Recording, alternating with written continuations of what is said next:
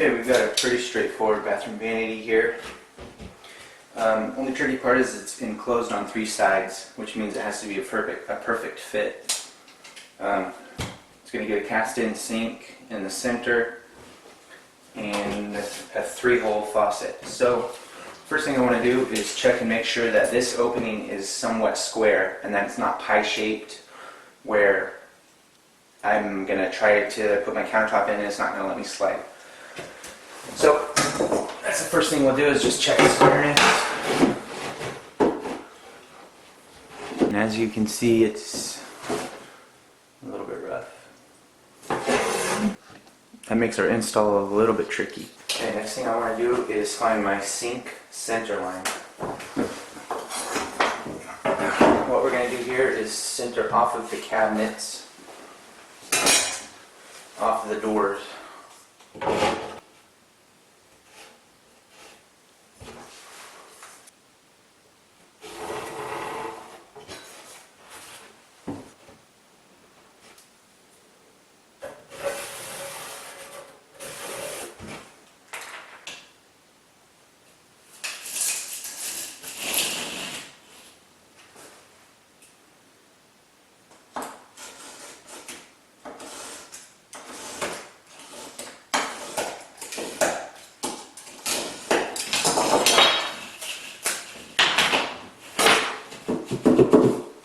Now what I'm doing, because of the pie shape of this countertop, is I'm holding back by about 3/16, 1/8 of an inch.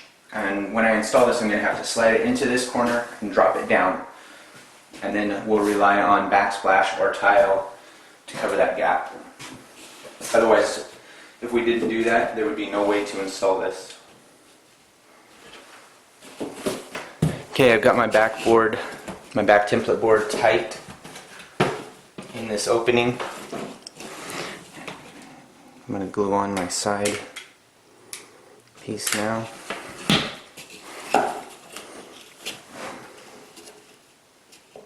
And I'm not going to touch this with a square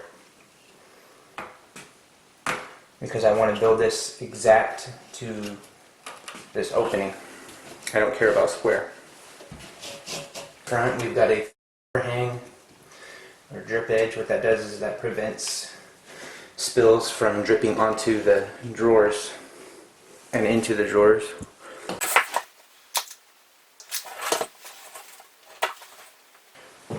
Okay, now I want to get my center line laid out.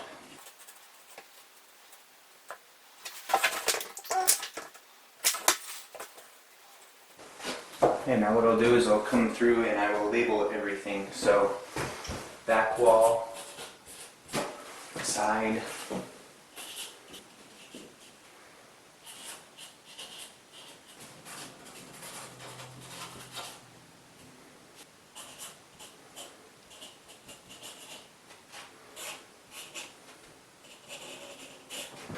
okay, now what I want to do is I want to open this cabinet and see what type of obstructions I will be dealing with from the bottom side. Anything that can interfere with my faucet or my sink. Now for a drip edge on the front, standard would be between 3 and 4 inches. So 3 to 4 inches.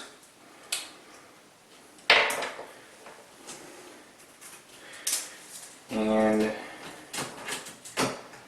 I know that from the face of my cabinet to the edge of where my countertop will be is 1 inch. So from front edge of counter to beginning of sink, I want to be at 4 inches. I know that the front edge of my counter to the face of the cabinet is 1 inch, so cabinet thickness, face frame thickness is 3/4.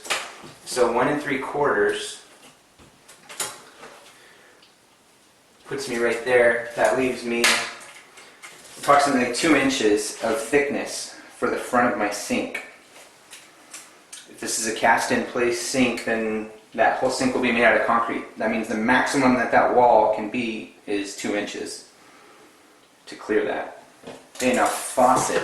As far as that goes, the back of this cabinet is made out of 1/2 inch plywood. So I need to account for that off this back wall. So just to play it safe, we're going to lay out what our sink is. This is going to be a 16 by 12 sink, which means 12 this way.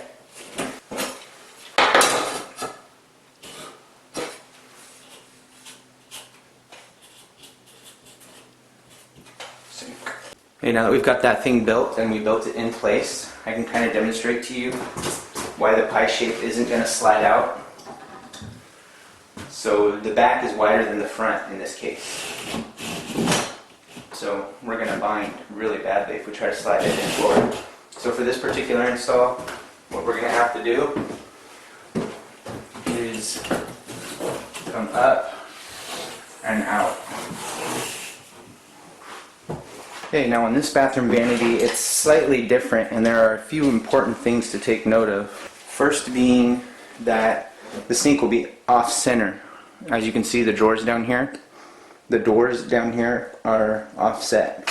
Now there's a divider inside of this cabinet that runs right here, so it's important to take notation of that so that you know that your sink cannot intrude into that area. Second important thing to take note of is that there is one side open.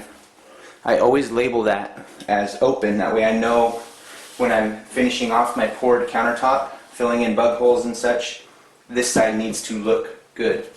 Same with the front, this side needs to look good.